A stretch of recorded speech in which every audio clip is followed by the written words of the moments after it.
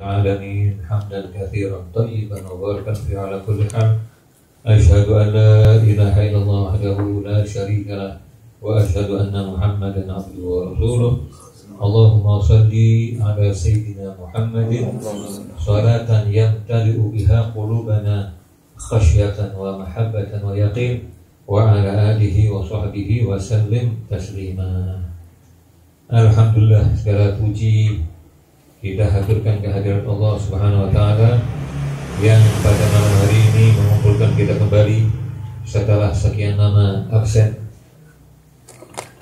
dalam keadaan sehat walafiat. Mudah-mudahan Allah selalu memberikan limpahan nikmat dan rahmatnya kepada kita semuanya, sehingga kita bisa menjalani kehidupan di dunia ini dengan selamat dan bahagia. Amin. Kita sekeluarga sampai nanti di akhirat. Amin. Hadirin sekalian, jadi manusia kita ini mesti tahu yang selalu bersama kita ini siapa, yang selalu mendampingi kita kemana-mana, yang paling dekat sama kita ini siapa. Itu yang paling dekat, yang selalu mendampingi kita itu adalah diri kita sendiri. Jadi kira-kira kita perlu tidak mengenal diri kita? Kita kira-kira perlu tidak mengenal diri kita? Karena manusia ini oleh Allah Subhanahu wa taala diciptakan sempurna. Jadi seharusnya manusia ini mengetahui, mengenali dirinya dan mengetahui apa-apa nikmat yang oleh Allah diberikan kepada dirinya. Karena setiap manusia itu punya ciri khas, punya kelebihan. Tidak ada manusia yang diciptakan Allah tidak punya apa-apa, tidak punya kelebihan, itu tidak ada.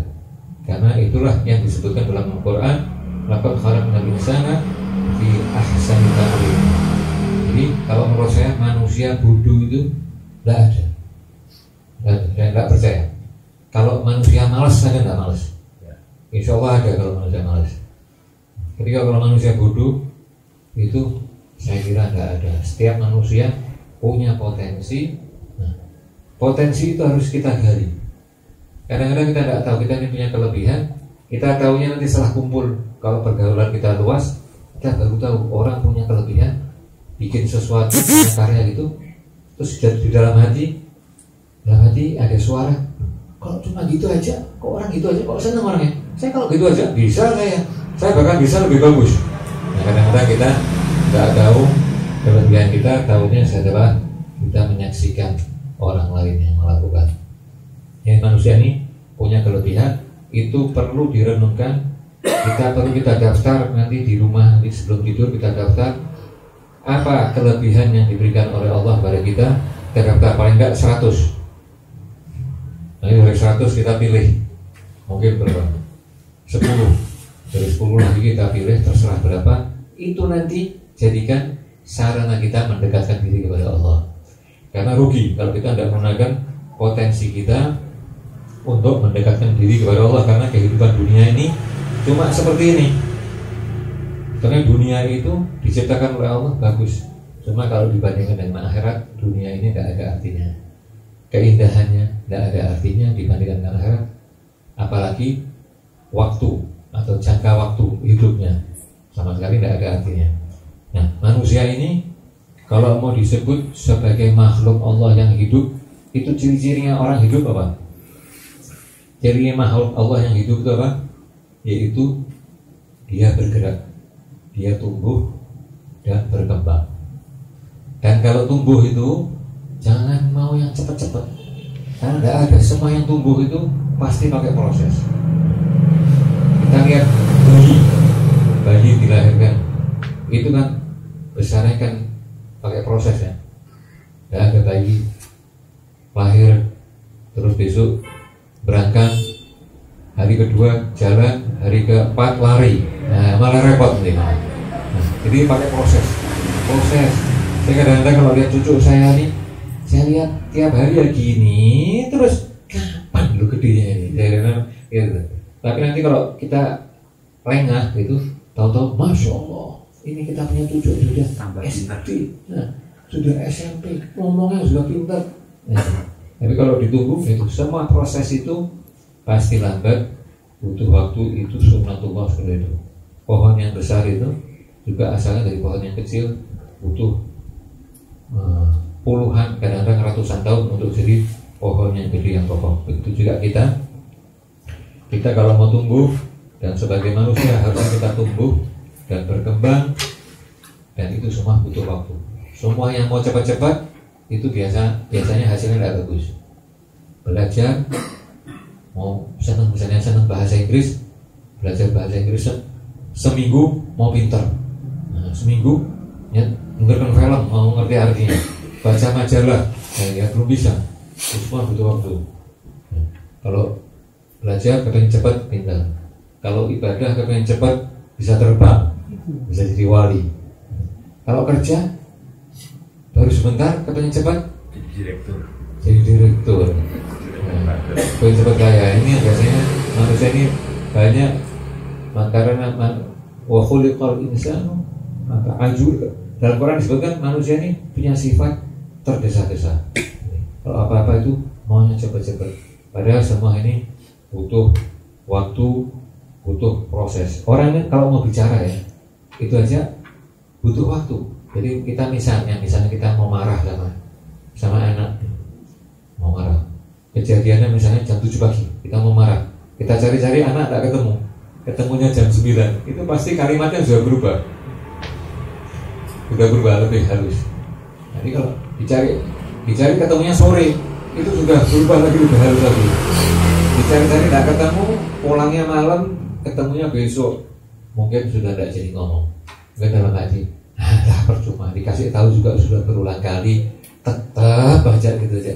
Jadi manusia ini kalau dia mau pakai waktu, mau mengatur, jadi sebelum kita mengucapkan itu kata-kata itu kalau masih di mulut itu milik kita, tapi kalau sudah keluar jadi miliknya orang. Nah itulah orang hidup ini harus bergerak, tumbuh dan berkembang. Yang paling penting lagi, kita harus tahu tujuan hidup kita ini apa tuh? Kita ini diciptakan oleh Allah untuk ibadah. Ibadah itu sama akar katanya. Dari akar kata abdi, abadah, abdi, abdun. Abdi, seorang abdi itu kerjaannya apa? Yaitu memberikan pelayanan kepada tuannya. Abdi. Jadi kita ini misalnya hidup di dunia, ya dituntut untuk memberikan pelayanan kepada Allah dan pelayanan kepada sesama. Orang yang hidupnya tidak mau memberikan pelayanan, maka hidupnya sama matinya sama aja. Jadi misalnya saya tidak mau memberikan pelayanan kepada sesama, ya saya Husein Anis itu hidup atau mati sama aja. Orang tidak tahu. Jadi kalau saya mati, ya sudah dikubur.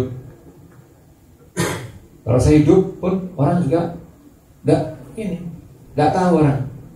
Tapi kalau kita ini jadi orang, kemudian kita dikenal, kemudian kita diterima, kemudian kita diakui. Jadi enak mana manusia hidup tidak dikenal, manusia hidup tidak punya kenalan, enak tak? Ada manusia ini makhluk sosial, kok pengen punya kenalan.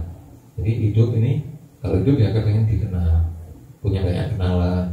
Nanti kalau sudah hidup dikenal, kepengen enggak diterima. Jadi diterima di kelompoknya.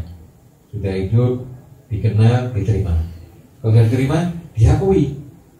Diakui karena kalau misalnya datang, kalau di kampung itu ya dia mau ikut serawungan. Artinya kalau ada kerja bakti ikut, rapat RT ikut, ada yang punya kerepotan ikut repot. Nanti dia diterima dan diakui. Lebih tinggi dari itu, dia mungkin bisa dipercaya. Kalau dia orang yang mau memberikan manfaat, sebaik-baik manusia itu adalah orang yang bisa, yang manfaatnya itu terasa. Kalau orang tidak punya manfaat, tidak bisa memberikan manfaat kepada sesama, jadi hidupnya sama matinya sama aja. Si fulan meninggal dunia, didoakan saja. Tapi kalau orang itu memberi manfaat, maka dia selain diterima, diakui, dia bisa dipercaya dan dibutuhkan. Kalau sudah dibutuhkan, meninggal, orang pada nangis, sedih. merasa ditinggal karena orang tersebut masih dibutuhkan dalam masyarakatnya. Nah, dia kalau meninggal banyak yang merasa kehilangan. Jangan kita meninggal dunia orang malah lego. Nah, telah meninggal dunia Husin Anis, alhamdulillah, ruwet tuh ini. Ini rapat usul tok. Nah, ini orang yang gini nih, mudah-mudahan kita dijauhkan dari sikap seperti ini. Itulah sebabnya dalam hadis disebutkan khairun nas anfa'uhum linnas, sebaik-baik manusia itu adalah orang yang paling banyak manfaatnya. Nah, kalau kita mau jadi orang yang banyak manfaatnya, kita harus tumbuh dan berkembang. Kita nggak usah bandingkan sama orang lain. Kita lihat diri kita sendiri saja, kekurangannya apa. Jadi kita harus setiap hari tambah ilmu, ya kita baca, belajar, dengarkan, tanya. Tapi kalau tanya lewat SMS dan ke saya, tanya kalau tanya ke saya langsung, ya lewat SMS tidak apa juga, tidak apa. Tak jawab ringkes soalnya, jawabannya sak ringkes-ringkesnya. Kemudian baca, badan misalnya, kepingin sehat, jaga. Karena orang kalau sehat itu dia produktif. Disebutkan ya, orang itu harus sehat dan bahagia. Katanya, ya, menurut ilmu psikologi, orang itu kalau sehat dan bahagia butuh tidurnya masih sedikit. Sebaliknya, orang kalau sakit, stres, maunya bawaannya apa? Bawaannya tidur terus. Tapi kalau dia sehat, bahagia, itu produktif, sangat produktif. Orang kalau sakit juga ibadah tidak bisa nikmat. Jadi orang mukmin yang betul itu harus selalu dalam keadaan fit. Fit itu segar. Kalau mau tahu fit pada kita ini, kalau mau tahu fit pada nanti malam tidur ya. Besok pagi bangunnya gimana? Kalau besok pagi bangunnya langsung duduk gitu, itu namanya fit. Tapi kalau besok pagi bangun sudah alhamdulillah billadzi ahyana ba'da ma amatana wa ilaihi nusyur, sudah doa gitu alhamdulillah, tapi badannya ngoleh terus ke kiri ke kanan megang terus ngimpinya dilanjutkan. Nah, itu berarti badannya tidak fit. Nah, yang terakhir, jadi sebetulnya kita ini kalau mau tumbuh dan berkembang, kita sebenarnya sudah diantarkan oleh Allah Subhanahu wa Ta'ala. Kita sudah diantarkan, yaitu waktu bulan Ramadan itu kita sudah dikebleng. Kebiasaan-kebiasaan yang jarang kita lakukan di bulan lain, oleh Allah kita sudah dilatih. Apa? Yaitu puasa, sholat malam, dan baca Quran. Waktu bulan Ramadan kan enteng kita, puasanya enteng, sholat malam juga kita jalan tiap malam, terus baca Qurannya juga banyak. Kita waktu bulan puasa, saya kalau baca 1 juz enteng banget. Sekarang 3 lembar itu rasanya sudah 3 lembar, ya Allah. Nah, itu kalau tidak kita biasakan, ya hilang kebiasaan-kebiasaan baik yang sudah kita rintis di bulan Ramadan, hilang.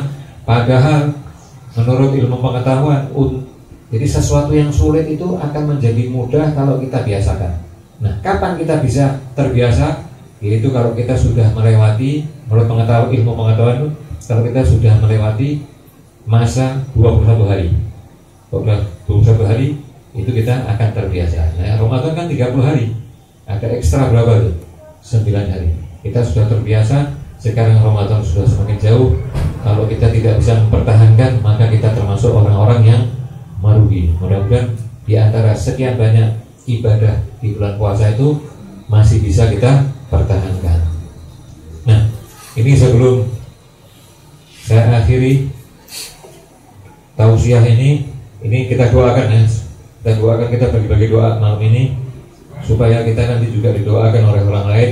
Pertama kali untuk Bapak Mursidi yang haulnya sekarang diperingati malam ini, dan juga Helmi Muhammad Asghar yang belum lama meninggal.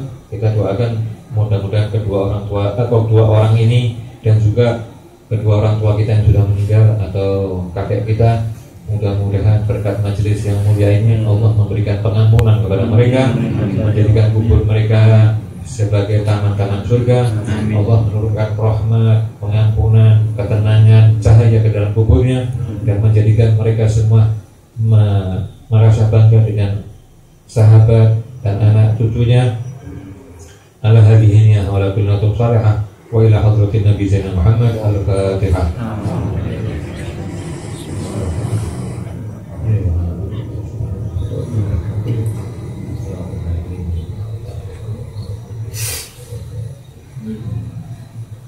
Kemudian ada juga yang belum lama melangsungkan pernikahan, yaitu ini masih saya punya family ini, satu Hanan, kemudian Ali bin Hasan, dan siapapun juga yang belum lama melangsungkan pernikahan, hari-hari bahagia mereka, mudah-mudahan Allah memberikan kemampuan kepada mereka untuk membina keluarga yang sakinah, menjadikan rumah tangganya penuh dengan mawaddah dan rahmah, dan mereka segera diberikan keturunan yang saleh-salehah. Ala hadhihi wa ala kullatum salihah wa ila hadratin Nabi Zainal Muhammad. Al-Fatihah.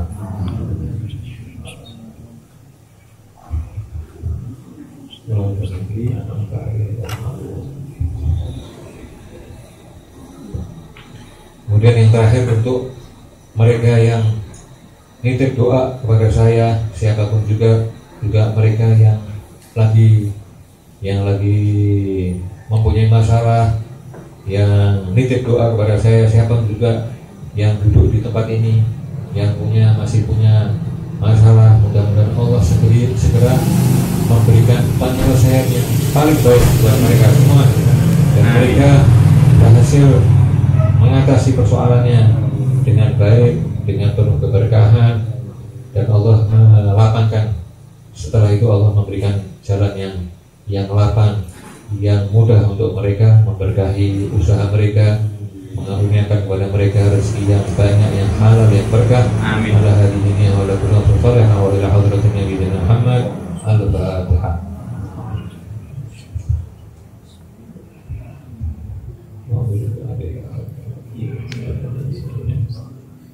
Satu lagi, kita banyak itu aja supaya kita nanti kan malaikat kalau kita doakan, malaikat berkata kamu juga demikian. Kita doakan ini untuk anak-anak kita, mudah-mudahan Allah menjaga anak-anak kita ini dari fitnah, macam-macam dari fitnah dunia, dari keburukan zaman. Mudah-mudahan Allah segera memberikan kepada mereka kelancaran dalam studi mereka, dan niat-niat mereka agar mendatangkan kepada mereka pasangan hidup yang solehah, yang menjadikan kehidupan mereka ini selamat dan bahagia di dunia dan akhirat. Dan menjadikan mereka ini anak-anak yang bakti kepada orang tua, yang taat kepada Allah, yang cinta kepada Nabi dan sunnahnya, yang kehidupannya manfaat bagi agama, nusa dan bangsa. Dan juga sebentar lagi kita akan merayakan Hari Kemerdekaan Indonesia. Mudah-mudahan Allah memberikan pengampunan kepada pahlawan yang telah gugur dalam memperebutkan kemerdekaan.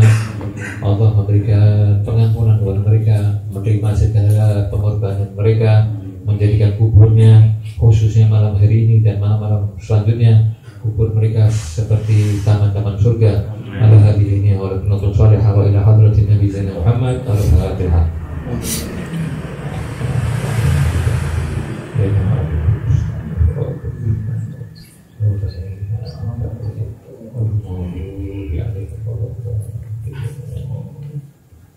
Itu mungkin yang bisa saya sampaikan.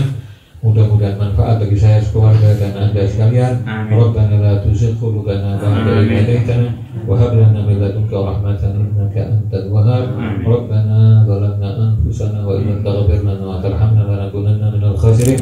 Rabbana atina fid dunya hasanatan wa fil akhirati hasanatan wa qina adzabannar.